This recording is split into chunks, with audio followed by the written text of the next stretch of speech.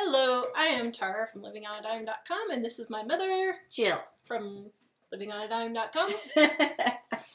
We wrote the Dining on a Dime cookbook together, 1,200 recipes to save on your grocery bill without using coupons or eating beans. Or going to warehouse. And they're easy. They're easy. And your family will love it.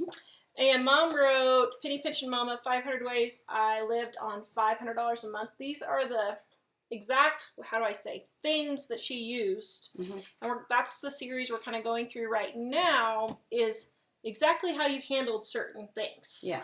And we've touched on your daily schedule as a single mom working 3 jobs with 2 kids. We've touched on groceries and how you paid for your house and your car and utilities and toiletries. And today we are doing how did you deal with your kids and peer pressure. Peer pressure from their friends. Because my brother and I were teenagers. You started out about middle school 12, to and then on up to middle teens. school, then to teens. So, how did you deal with buying us our Nike shoes and our boom boxes, Gap jeans, and our you're dating yourself. Our boom boxes. You're dating yourself. Well, you know, that's funny because this is one of the main questions we get. What about peer pressure for your kids? How am I going to buy my kids my iPad? How do I afford their iPhone? How do they deal with it? Yeah, and how do you deal with that? People don't really like our answer to that. No, they don't like our answer to this. They don't like our answer to a lot of things, I guess. But it wasn't even an issue. I think often that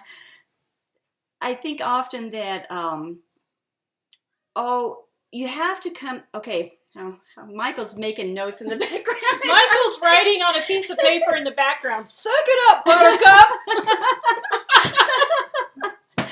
I can't think straight. That's pretty much what we did. I mean, seriously. Really. And it's all the parents' attitude. Parents, you have no clue how much your attitude affects your children. And I say this time and time again. You have to have the right attitude. If you don't, your kids are going to pick up on that from you. If you have an attitude of fear, anger, frustration, stress, they're going to feel all that and they're going to react to it just like you're reacting to it. So the thing was, I had never made peer pressure an important thing. It didn't even come up in it. We didn't even option. No, we didn't even speak of it in our house or even think about it. And the other thing is, my kids, I tried to do things in their lives that would build up their self-esteem and self-confidence. I didn't make them sit and read books on it, nothing like that. I taught them how to do things. Yeah. I taught them, you had life skills. They were working. They did stuff that made them feel good about themselves around the house and different things. So that by the time all this happened, they had enough self-confidence, self-esteem that they didn't really care what the kids said at school. And the kids didn't say a lot to you at school because you had enough self-confidence. What happens is kids tease the kids that have low self-esteem and low self-confidence and pick on them more. They get that when their parents just don't love them. Yeah, it comes from the home. You didn't yell at us. You didn't scream at us. You didn't... Okay, well, you did once or twice. I mean, it's not like... but on a daily basis, well, I disciplined you, and but you weren't belittling us, and no, part of that comes from. I never said to you, "You stupid idiot." What? Oh, I wouldn't even let those words come out of my house. How could you break something like that? Yeah. Or especially if it was an accident. Now, if we did something really stupid, she would say, "Now you know better than that. Why did you do that?" But she didn't belittle us in doing that. Not you personally. I didn't. I would never say anything like that to you. So I never felt like I wasn't loved and needed to get that affection from other people. Yeah. See, kids for their first few years, I mean up until they're probably middle school, all the affection and security and that type of thing they need comes from home. Yeah. If they don't get it from there, then they're going to try to get it from their peers. And that's where the peer pressure comes in, and affects you. Another thing, a lot of parents are succumbing to peer pressure. And if you don't think you are, think about this. buy a new car because you worry about what other people think? Do you want to have a house in a nice neighborhood or a nicer house? Do you worry about your clothes? You go to the more expensive department stores or stores to buy your clothes because name brands are important to you? These things all are because you worry about what others are going to think about you. If, as a parent, you worry about that. Do you go to a social function at work and you worry about what they're going to think about you at work, or even on a daily basis at work? Do you worry about what other people think about you? The kids pick up on that. That's where the peer pressure comes from. I didn't have to deal with it because none of that was important to me. I remember once going to a big convention, and it was very important that we sell all of our products at this. We were just starting out.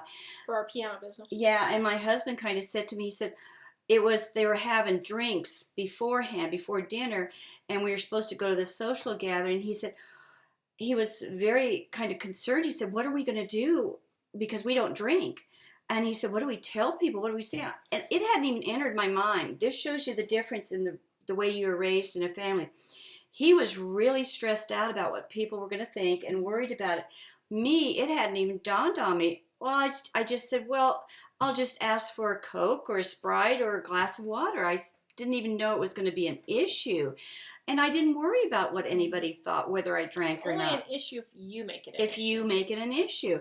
And do you know, we breezed right through that social event. Everybody swarmed us.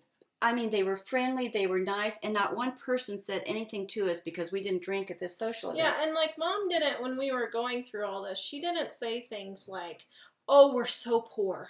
Oh, yeah. Now, she would say we can't afford that once in a while. But I said it in such a way that... We genuinely cannot afford it. Are you telling your kids we can't afford this, but yet you're going out and buying an iPhone?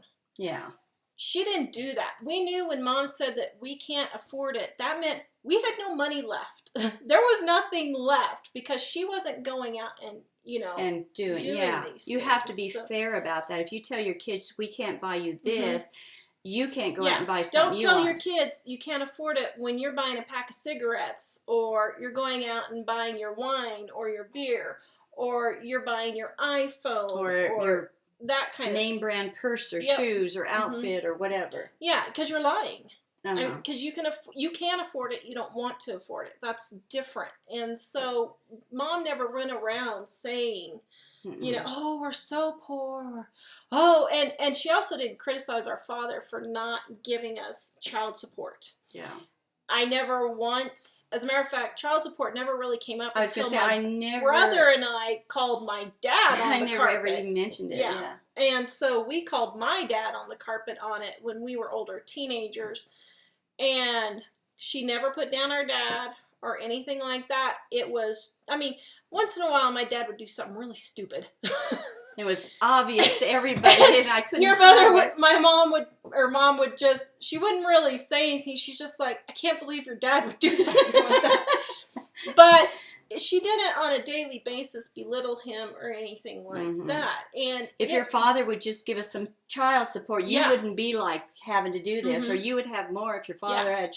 Never ever would I do that. That never came up. And as a matter of fact, I was almost resentful to Mom when I became a later teen for always defending him and never saying anything bad about him. Because I'm like, this guy's a jerk. He left us completely destitute, and he's out, roaming around. And so, but yeah, we never said those kinds of things. No, And so it's really in your attitude. Mm-hmm. It's not a matter of the money. It's not the matter of the money, of what you can or can't afford, that causes these problems. It's a matter of attitude. Yeah. And also, she would always point out, you know what? I didn't know how we were going to get the car fixed, but God provided. Or, you know what? I didn't know how we were going to buy groceries this week. Someone actually sent us $7, and I was able to go buy groceries this week. And so it really is in your attitude and how your kids pick that up. So and a lot of this money stuff is in your attitude. It's not, you make it an emotional thing. Yeah. And the thing is, it's more, you need to make it more logical, practical, and stop intermingling the emotions, because that's what caused the kids to have problems, is that emotional thing. So the moral of the story is, I don't know. watch your own attitude. Yes, and the kids will pick up on and that. love your kids. Love and make them feel secure at home. Oh, and one other thing. Sorry, I know we were wrapping it up, and discipline your kids. Don't let your kids get by with things because you feel guilty because you're not providing them with whatever they need. Okay, we're not wrapping up yet. That is a big thing.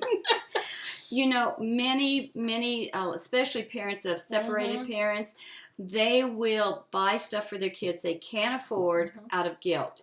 On vacations they can't afford. No, I never felt guilty not buying you guys stuff. And I never felt guilty about disciplining them. I didn't say, oh, you poor babies, your dad's not here anymore, so I'm not going to discipline you. You know, I felt bad because their dad wasn't there anymore, but I knew it was more important to raise them to be good, strong citizens and to love them enough to discipline them so someday they could marry and have a loving relationship. Yeah. Your job as a parent is to raise adults. You're not raising children. Yes. And you need to raise them to be responsible adults. And you're not going to do that if you're spoiling them because you feel guilty. And I can say that because my kids have done really, you know, I'm very proud of both my kids. They've done very well. So, anyway, that is what it is. I mean, to raise them responsibly. All right. So if you want more of Mom's brilliant words of wisdom. Oh, you.